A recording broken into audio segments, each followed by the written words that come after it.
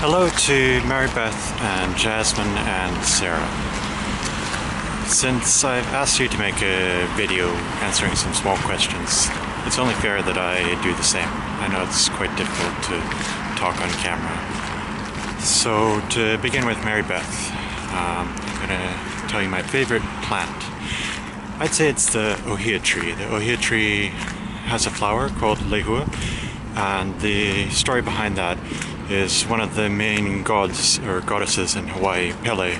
She had a crush on this guy named Ohia, and he didn't have an interest in her because he was in love with Lehua, and she's a very jealous god, and so her reply to that was to kill them both. And the other gods, they said, oh, this isn't really something you should have done, you should really feel bad about that.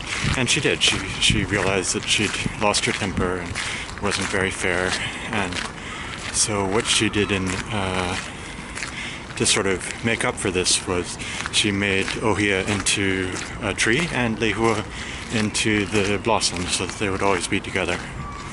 And there's a story, or there's a, what would this be called? Urban myth? Not really urban myth. Well, anyway, if you pick the flower of if you pick the lehua flower from the ohia tree, then it's supposed to rain because they're crying because they're torn apart once again. And the lehua flower is really quite particular looking.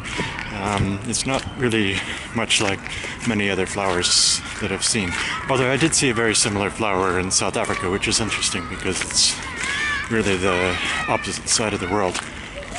Almost the exact opposite, actually. The exact opposite from Ahuloa is sort of near the town of Mon in Botswana. And I've been sort of near there. I was on a bus that got within, it was 141 something, probably miles, because I think I thought in miles back then, so it'd be about 260 kilometers from the exact opposite side of the world from Ahuloa. And also near there is another very nice plant, the runner-up. It's a very particular plant. I guess I like particular plants. It's called Welwitschia, and it lives in the deserts of Namibia and southern Angola. And it's related to conifers, but it's really quite different. It looks kind of just like a pile of something on the ground. It's got two very long leaves, and these leaves are specialized to absorb moisture from the sea fog that comes in from the Atlantic Ocean. And it's really, yeah, I can just say it's a very strange plant. And Jasmine, sorry that I always forget your name. I remember that it starts with a J, but I can't remember much more than that. Why is fire warm? I'm not sure, but my guess would be that it's because there's energy when fire, it's a chemical reaction. It's transforming these complex chemicals that have a certain amount of energy in their bonds into simpler compounds. And so the energy has to go somewhere, and then it's released as heat. That would be my guess, anyway. And fire is interesting. I think it's a plasma. I mean, you have four basic states of matter: solid, liquid, gas, and plasma. I don't remember what the difference between, why is plasma not a gas? And of course, these are the four basic states in the sorts of physical, the heats and densities that we're used to. Inside a black hole or a neutron star, there's more complex forms of matter. And then, of course, this is not including subatomic particles and anything. So back to plasma. So fire, I think, is a plasma, but plasmas don't have to be hot. You have like ion drive. I think it's very cold, or there's not a lot of heat above the ambient temperature of this drive. So there can be cold plasmas as well. But anyway, this is, I think, fire. It's a complex chemical being broken into a simpler one and releasing heat as a byproduct. And Sarah, haven't heard much about you, but Nick has moved to Georgia, so I have no idea where to eat in Memphis because I've never been there. I don't think we went when I was 12. We went somewhere else in Tennessee.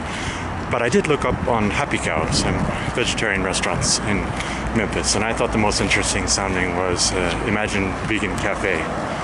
And its thing is to make classic American food with fake meat. And I've gotten to quite like different kinds of fake meat, so I think it would be a very interesting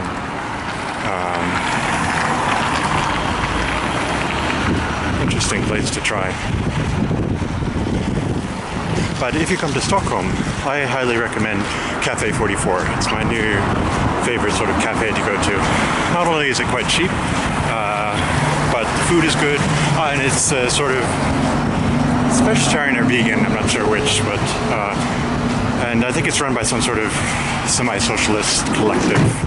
I don't remember the exact details about it, but Cafe 44, it's really excellent place for a coffee or a cup of tea or some cake maybe.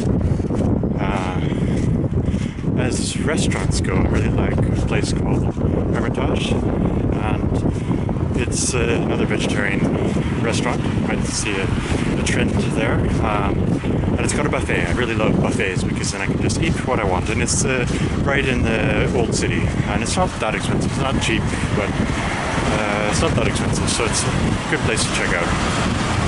And that's it, I guess. Bye.